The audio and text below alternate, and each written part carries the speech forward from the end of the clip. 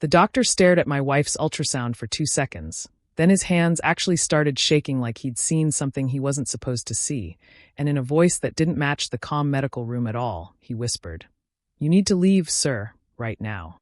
My name is Thatcher Quill, and my wife is Leora Phelps Quill.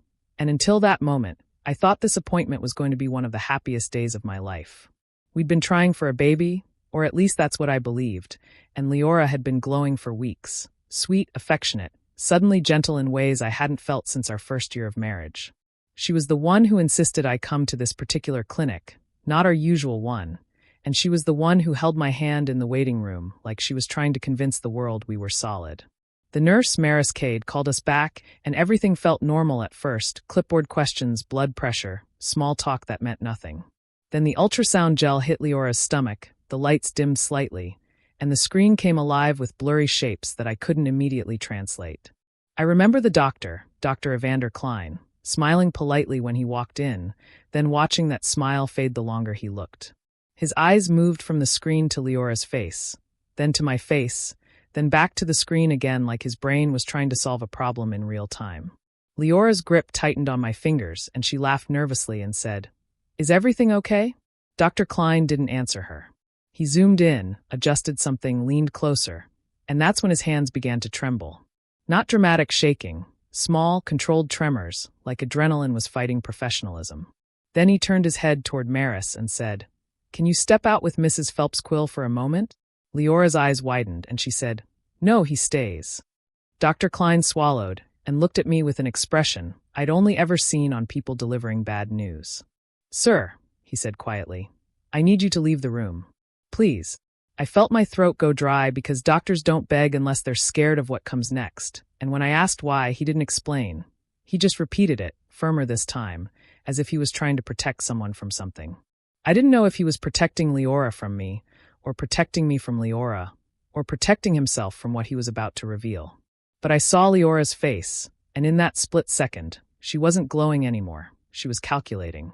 Stick with me while I share my story, and if it touches you, don't forget to support our channel by hitting that subscribe button, dropping a like, and sharing it with the people you care about. I refused to move at first, not because I wanted a fight, but because my mind couldn't accept what my body was already sensing. That something wasn't just medically wrong, it was morally wrong. Dr. Klein tried again, calmer. "Sir, I'm asking you to step outside for a moment." And Maris shifted position near the door like she'd been trained for tense situations. That alone told me they expected an explosion, like they'd seen this kind of moment before. Husbands learning something that changes everything. Leora forced a soft smile and said, "Thatcher, please just wait outside." The way she said it wasn't loving. It was managerial, like she was controlling a situation that was slipping. I looked back at the screen one more time, and that's when I caught a detail that hit me like a punch. There was a label in the corner, small but clear, gestational age, and the number beside it was nowhere near what Leora had been telling me. She'd said she was barely past the first trimester, that the test was recent, that the nausea had started a few weeks ago. But the ultrasound measurement suggested something far further along, the kind of timeline that didn't fit our calendar, didn't fit the night we supposedly conceived, and most of all didn't fit the fact that I'd been away for work training for nearly 2 months. I tried to do the math in my head, and it didn't line up no matter how I forced it. Dr. Klein noticed my eyes on the screen and quickly moved his body to block it, which made my stomach drop even harder, because you don't block a happy husband from seeing his baby. You block him from seeing the proof that the story he's been sold is fake. I stepped backward slowly, not wanting to give them the reaction they feared, and in the hallway the air felt colder, sharper, like the building itself knew my life had just split into before and after. Through the door I could hear low voices, Dr. Klein speaking with controlled urgency, Leora answering too quickly, like someone rehearsed. Then I heard Leora say a name that wasn't mine, quiet but unmistakable, and I froze because it wasn't a medical term, it was a person's name, Camden. My wife wasn't explaining a condition. She was explaining a man. The betrayal wasn't a suspicion anymore. It was already in the room with them, sitting on that ultrasound screen like undeniable evidence. I stood there staring at the wall, trying to decide what hurt more. The thought that the baby wasn't mine, or the sick realization that she hadn't just cheated, she'd been building an entire future on a lie and expected me to smile through it.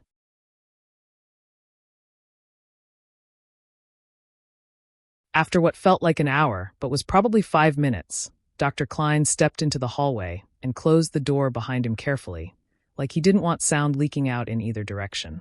Up close, he looked exhausted, not from work, but from the weight of what he'd just uncovered, and he spoke the way people speak when they're trying not to ignite something dangerous. "Mr. Quill," he said, "I asked you to leave because I didn't know how you would react."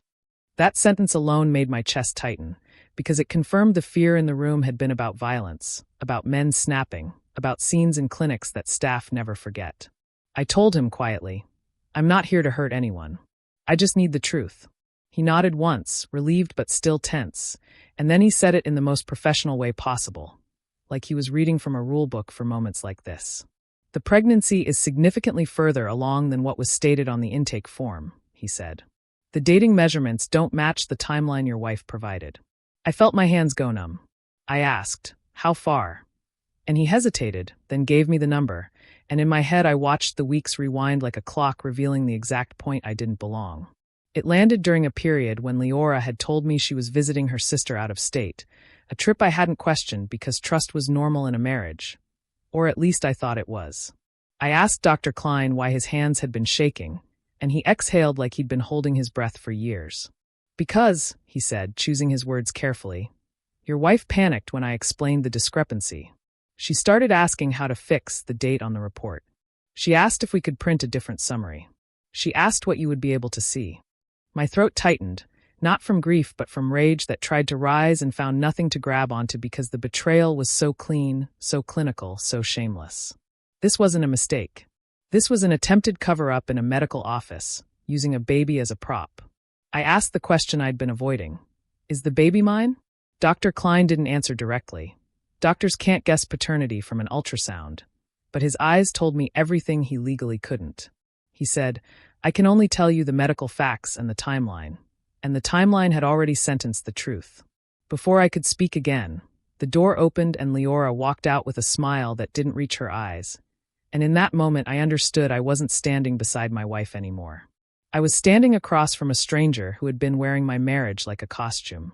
Leora slid her hand into mine like nothing happened, like we were still the happy couple expecting a miracle, and she whispered, "Let's just go home, okay?" Her voice was sweet in the way manipulation is sweet, designed to soften edges, to blur truth, to move you away from witnesses.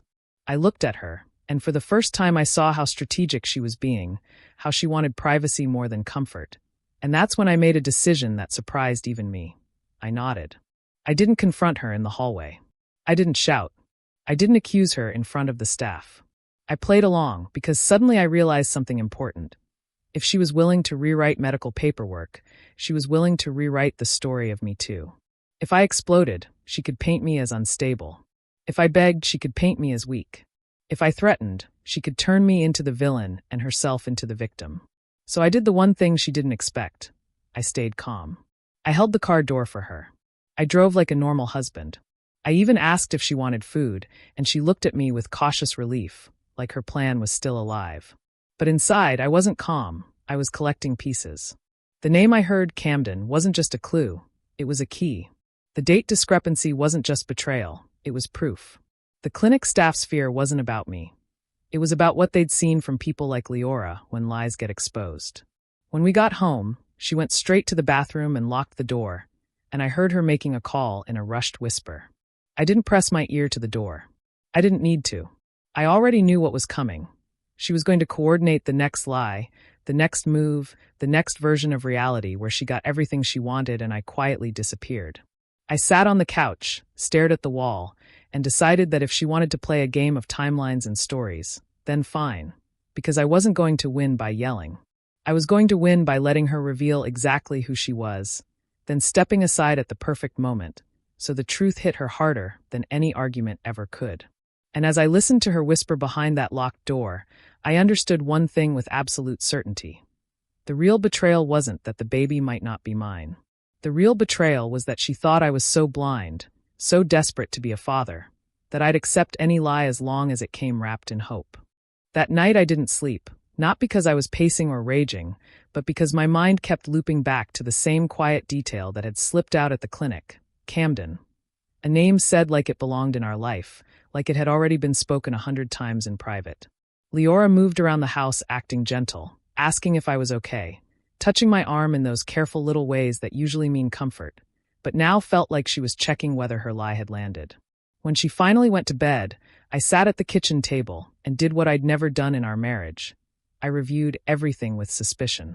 I didn't break into accounts or do anything reckless. I simply looked through what was already visible: calendar entries, old email threads, travel confirmations, and the receipts we kept for taxes. And that's when patterns surfaced. The trip to her sister, during the exact weeks that matched the ultrasound timeline, had a hotel charge in our statements. Only it wasn't in her sister's city. It was local, 15 minutes from our house. I stared at that charge for a long time, feeling something inside me turn cold, because it meant she hadn't traveled at all. She'd stayed close enough to live two lives at once. I went deeper, carefully, and found a second pattern. Small purchases on nights she claimed she was working late, charges from a cafe I'd never heard of, and a gas station near a business park on the edge of town. Then I remembered something Leora had told me months ago about a new client she'd been assigned, some project that required her to meet off-site occasionally. At the time it sounded normal. Now it sounded like a cover. I didn't need to see messages or social media to confirm anything, because the timeline was already talking. When someone lies long enough, the world fills with little receipts of their deception. And the name Camden wasn't just a clue anymore. It was the center of the map. The next day I called the clinic and asked to speak with Dr. Evander Klein, not to argue, not to demand anything illegal, but because his reaction had been too human to ignore. When he returned my call later that afternoon, his voice sounded guarded, like he was choosing every word with a lawyer hovering over his shoulder. I told him calmly that I wasn't asking for protected medical information, only for clarity about why he looked frightened and why he asked me to leave so urgently. There was a long pause, and then he said something that shifted the entire situation into a darker category. He told me he had seen many emotional reactions in exam rooms, but what unsettled him wasn't me. It was Leora. He said she wasn't surprised by the dating discrepancy the way a confused patient would be. She was alarmed like someone caught mid-act. He said she immediately tried to control the report, asked what could be edited, and pressed him about what I would be able to see. Then he added the part that made my stomach drop again. He had asked her privately if there was any chance paternity was in question, and she didn't answer with uncertainty. She answered with strategy. She asked him what her options were if the father wasn't her husband. Dr. Klein didn't accuse her of anything directly, but he warned me in a way doctors rarely do. "Sir, protect yourself emotionally and legally." That's all I can say. I thanked him and ended the call, and for a few seconds I just stood there holding my phone, realizing this wasn't only about cheating. This was about someone who was willing to rewrite reality in a medical setting, which meant she would have no problem rewriting reality everywhere else too.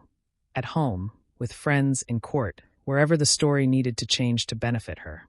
2 days later, I finally saw him, not in a message, not as a rumor, but as a real person stepping into the same world I lived in. I had told Leora I needed to run errands, then drove to the area where those repeated charges had appeared on our statements. I parked across from the cafe I'd never heard of and waited, feeling strangely calm, like my brain had already accepted the truth and my body was catching up. After about 20 minutes, Leora pulled in, not alone. She got out of the car with that bright, fake confidence she used in public, and then a man stepped out of the passenger seat. Mid-30s, neat haircut, expensive watch, the kind of man who looks like he's always being watched and enjoys it. He leaned close to her, said something that made her laugh, and then he placed a hand on her lower back with the familiarity of someone who didn't feel like a secret. That gesture hit harder than anything the doctor said, because it wasn't suspicious. It was normal to them. That's when I understood how deep this went. They weren't hiding a mistake. They were building a future. I didn't rush over. I didn't confront them in a parking lot like a cliché. I watched long enough to see him pull out his phone and show her something, and I watched her nod with that same calculating expression I'd seen at the clinic. Then he kissed her cheek, and she didn't flinch. She leaned into it. I left before they noticed me, because the goal wasn't to explode. The goal was to confirm. And now I had confirmation of the one thing she'd tried hardest to keep out of my sight. Camden wasn't a possibility. He was already in the story, and the baby's timeline had placed him exactly where I didn't belong. I didn't confront Leora immediately after seeing Camden, not because I was afraid, but because I finally understood the shape of the truth and didn't want to give her time to bend it. Instead, I waited until the next evening, when the house was quiet and the performance mask had slipped just enough for honesty to have a chance. We were sitting at the kitchen table, the same place where we'd planned vacations and argued about paint colors, and I asked her one simple question in the calmest voice I could manage. "Can you walk me through the timeline again?" She looked up, surprised but not alarmed, and repeated the story she'd been rehearsing. When she found out how far along she thought she was when the doctor confirmed it. I didn't interrupt. I didn't accuse. I just listened. When she finished, I slid a printed bank statement across the table, open to the hotel charge from the weeks she claimed to be out of state. Her eyes flicked down for half a second too long. Then I asked the second question, the one that mattered. Why does the ultrasound date place conception during the same time you were staying 15 minutes from our house? The silence that followed wasn't confusion. It was calculation. She opened her mouth, closed it, then tried to laugh it off, saying medical estimates aren't exact. That's when I said the name out loud, Camden, and watched her face change completely. Not guilt. Fear. Because lies can survive ambiguity, but they collapse when the other person knows the missing name. Once Camden's name was in the room, the story unraveled faster than I expected. Leora tried to pivot first, accusing me of spying, of invading her privacy, of being emotionally distant for months. When that didn't work, she shifted to tears, telling me she'd been lonely, that Camden understood her, that it wasn't supposed to go this far. But every version she offered still avoided the one thing I asked directly, whose baby it was. When I asked again, she finally snapped and said, "What difference does it make? You'd be a great father." That sentence landed heavier than any confession, because it revealed the entire plan. She didn't need me to be the father. She needed me to be the cover. The stable husband. The safe provider. The man who would raise another man's child, so she wouldn't have to face consequences. I told her calmly that I already knew about the dating discrepancy, the doctor's concern, and her attempt to control the medical report. That's when she stopped pretending entirely. She admitted Camden was the likely father, said she was going to tell me later, and asked me not to ruin everything by reacting badly. In that moment, I realized the betrayal wasn't just the affair. It was the assumption that my love for a future child could be weaponized against me. The final crack came when reality reached Camden himself. I didn't threaten him. I didn't confront him aggressively. I simply sent a single message requesting a conversation, making it clear I knew about the pregnancy and the timeline. When he called later that night, his voice wasn't confident. It was cautious. He asked what Leora had told me, and I answered honestly. That's when he admitted something Leora never would have volunteered. He didn't know she was still fully married. He thought we were already separated. He also didn't know she expected me to raise the child. The silence on the line told me everything. Camden wasn't a villain in a movie.